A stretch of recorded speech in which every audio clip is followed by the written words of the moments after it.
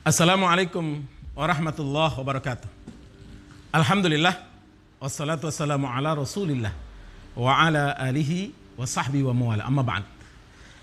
Pekan-pekan ini kita dihebohkan dengan keluarnya rancangan undang-undang haluan ideologi Pancasila. Agenda siapakah sebenarnya?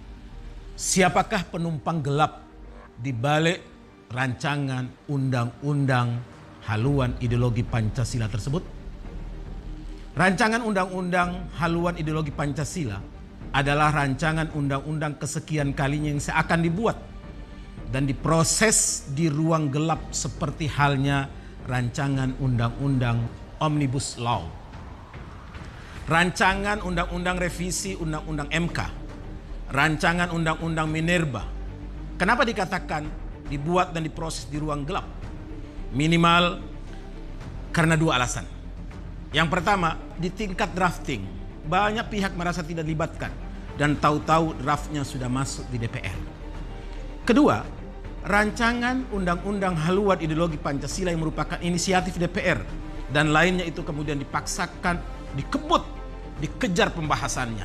Di tengah banyak orang sedang menderita dan tidak punya kemampuan mengawal perdebatan rancangan undang-undang tersebut. Karena sedang menghadapi wabah corona, pemerintah dan DPR seperti sengaja mencuri momen di malam hari ketika banyak orang tidur lelap dan sedang bermimpi besok Indonesia menjadi negara hebat di bawah kekuasaan rezim ini. Singkat cerita, pemerintah dan DPR kalau dalam drama seperti makhluk asing yang berbeda dengan makhluk kebanyakan di muka bumi Indonesia ini. Mengapa dikatakan demikian?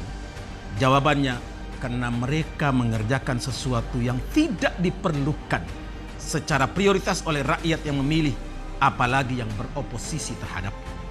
Pemilu yang sangat mahal seakan-akan hanya melahirkan wakil dan pemerintahan yang terasing dari rakyatnya. Teorinya mereka wakil rakyat, tetapi faktanya mereka seperti datang dari planet lain. Misalnya rakyat belum minta pindah ibu kota, malah minta ibu kota baru. Rakyat belum minta harga minyak turun, tapi nggak didengar. Pancasila sudah jelas, tetapi malah dibuat tidak jelas dan bahkan buram, bahkan direduksi maknanya. Pertanyaannya, ini semua agenda siapa?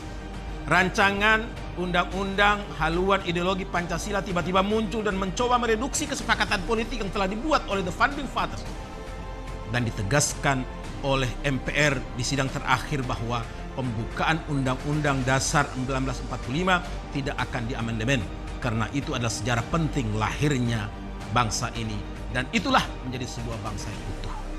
Ini agenda siapa sebenarnya? Yang jelas itu bukan agenda rakyat yang sedang menderita menghadapi COVID-19 dan berbagai ulah para pemimpinnya. Oleh karena itu, rakyat perlu kritis, cerdas membaca siapa sebenarnya di balik rancangan undang-undang haluan ideologi Pancasila ini. Penumpang gelasnya terindikasi komunis.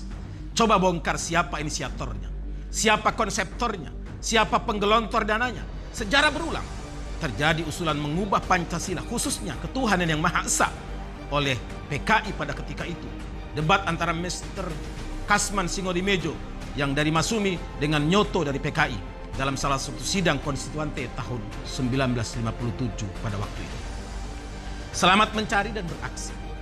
Mari selamatkan reformasi yang sedang dikorupsi. Sudah waktunya umat bergerak bersama-sama dengan berbagai elemen bangsa. Masyarakat melakukan gerakan amar ma'ruf nahi mungkar terhadap aneka ragam kemungkaran yang bertebaran di bumi negara kesatuan Republik Indonesia tercinta dengan beraneka ragam warna yang notabene lebih dominan warna merah dan kuningnya itu.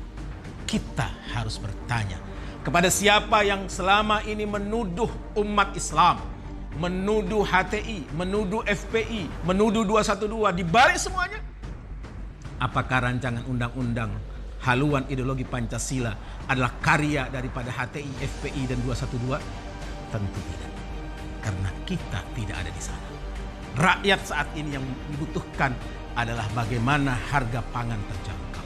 Bagaimana kehidupan kembali normal, bagaimana corona ini berubah menjadi karunia. Kita semua berharap agar skala prioritas untuk pengurus rakyat, untuk pembawa amanah rakyat, untuk penyokong amanah rakyat, untuk kembali mengusung apa sesungguhnya menjadi tugas prioritasnya, insya Allah. Merdeka, mari kita kobarkan. Tolak rancangan undang-undang haluan ideologi Pancasila. Selamatkan Pancasila. Kita jaga negara kesatuan Republik Indonesia yang merupakan warisan the founding fathers, para syuhada, para ulama, para tokoh cendekiawan yang mayoritas kita tahu adalah umat Islam. Assalamualaikum warahmatullahi wabarakatuh.